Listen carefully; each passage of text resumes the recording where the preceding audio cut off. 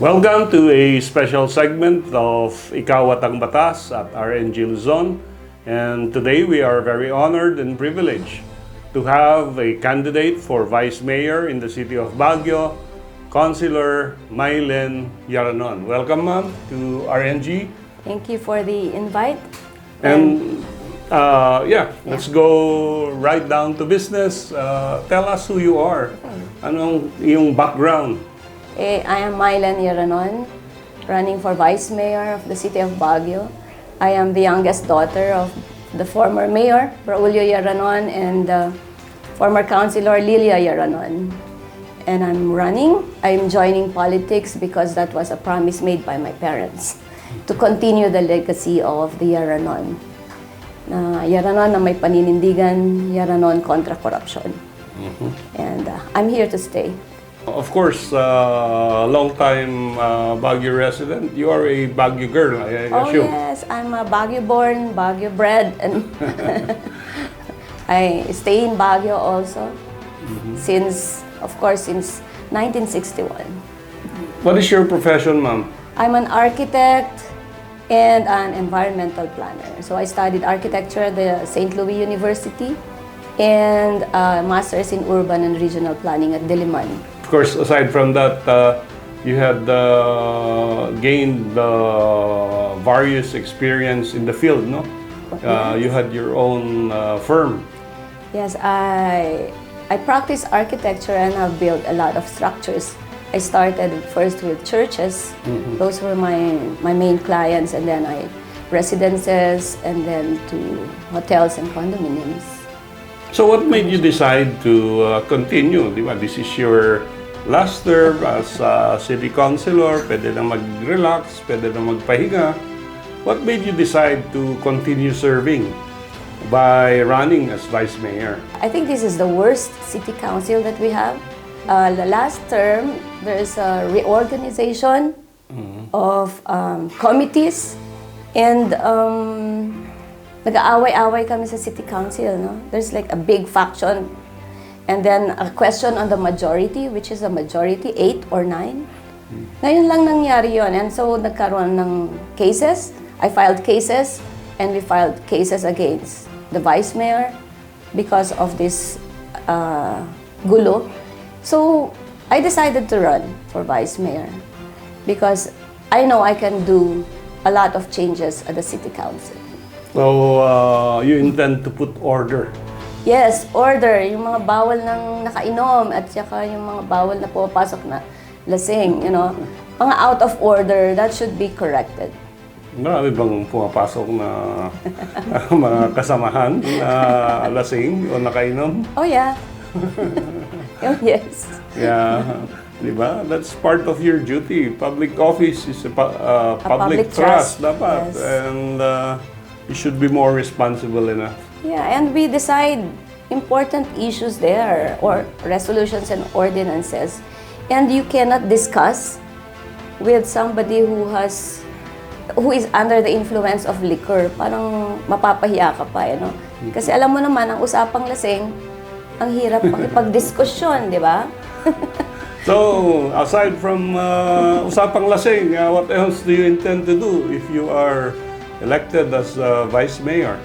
Oh, I would really like to make sure that our legislators have a compassionate heart for the people of Baguio, not lawbreakers. Kasi marami. Whatever that means. The processes and of the law should be followed. Walang shortcut, walang pinipilit yung gusto. It should all be for the benefit of the majority of the people of Baguio. There is a possibility na hindi mo kapartido yung manalo. And if that happens, will you be submissive to the executive? Oh no. I will follow what is right, and I will do what is right. That's what my dad said. Yes. As long as you know what you're doing is the right thing, go ahead. Don't be afraid of anyone. And for the past 3 terms as councilor, ma'am, what were your greatest achievements? One is we were able to rehabilitate the Baguio Convention Center, right? Yes, of course. And then we authored the plastic-free and styro-free Baguio Yeah, with Councilor with Councilor Zambrano. Zambrano. Yeah. And also we were able to amend the VAUSI, violence against women and children, to include gender-based violence. And also our sidewalks. As an architect, we wanted that all roads, we will be able to pass sidewalks where through a wheelchair or skateboard. Right now, you cannot cross the street. We started that at Session Road. Hanggang dun pa lang. And your father was an advocate of anti-corruption. And do you intend to continue with that advocacy? I am continuing. One of these is, of course, the issue on the market.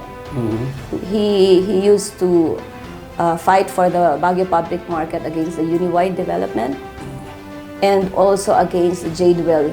And these are the same, like history repeating itself, and now we're fighting against the development of the market by SM and also the users' tax, the tax on the roads by imposing congestion fee. Congestion fee.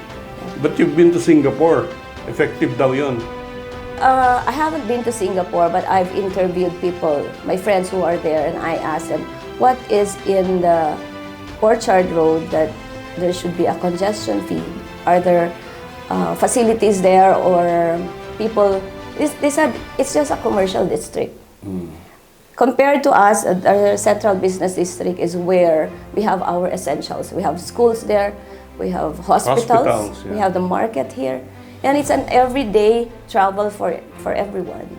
In other words, magiging pahirap sa tao. Yes, burden. It's a burden to the people of Baguio.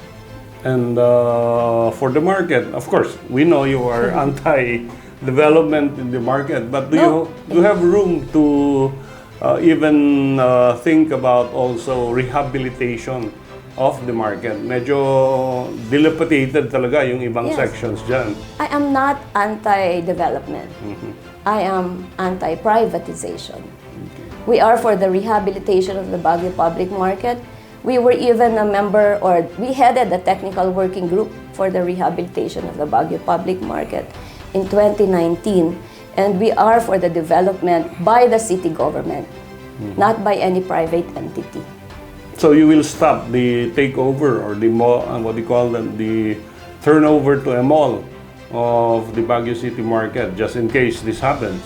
Of course, it would be a monopoly. We already have that corporation up Session Road, and then we'll be again allow them to be below Session Road. So it's like a monopoly.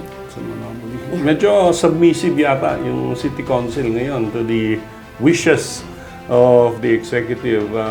You were part of this City Council. Any comment on your fellow legislators on this matter? That's why up to now, we question the majority.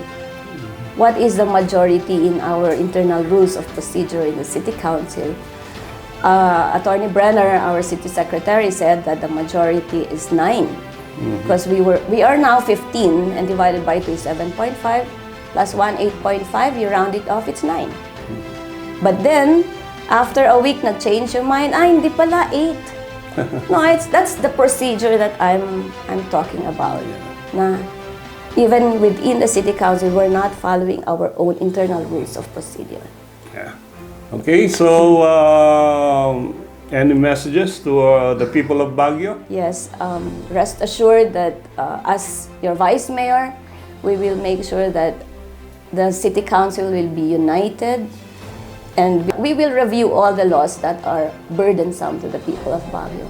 We will make sure that all resolutions and ordinances would be not favoring any individual or corporation, but it would be for the good of the majority of the people of Baguio.